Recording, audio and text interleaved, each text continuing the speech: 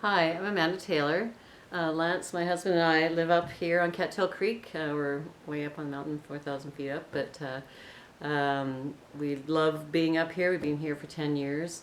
I have a glass studio, as you can see behind me.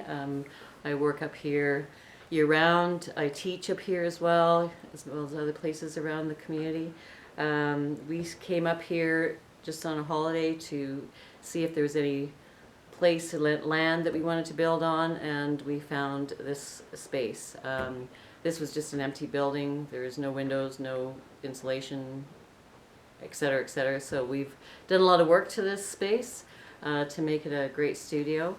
The community, we came up here because of all the artists that are in the community. There's probably like how many are there? Like 600 different artists in Yancey and Mitchell County alone, which is the largest concentration of artists in North Carolina. But and I just love the community. So it's the food, the music, the arts community. It's very supportive. And you won't find that in a lot of other places in this country. So, but yeah, we love living here.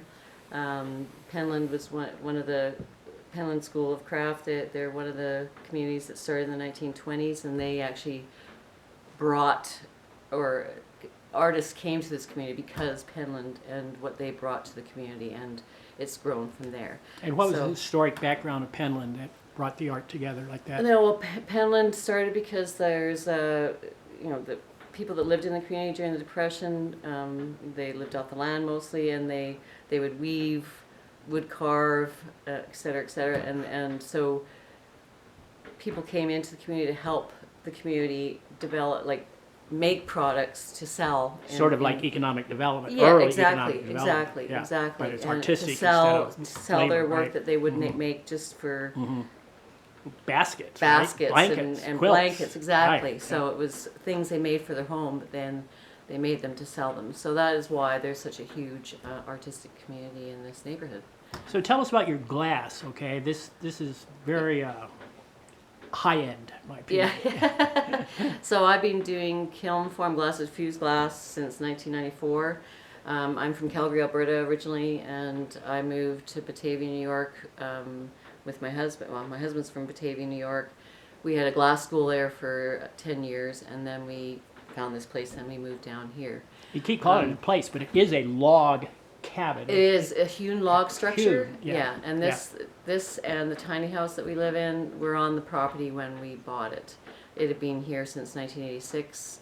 The couple that built it, they were going to be retiring here, but he unfortunately died, and she sold it to friends of theirs, and they built out the tiny house into a place that they could live in while they were building a 3-bedroom, 2-car garage home here. But so here you are, high up in Cattail. Yep. What's the name of their Old Sawmill Road? There had been an old sawmill. Go to see Threadmill, had a sawmill out here, okay? Yep.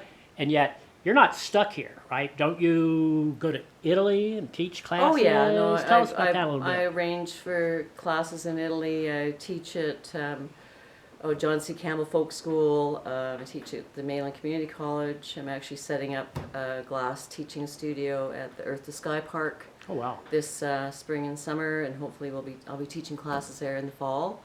Yeah, that's what I love about the community. It's just a very inclusive community and very comforting. So, yeah.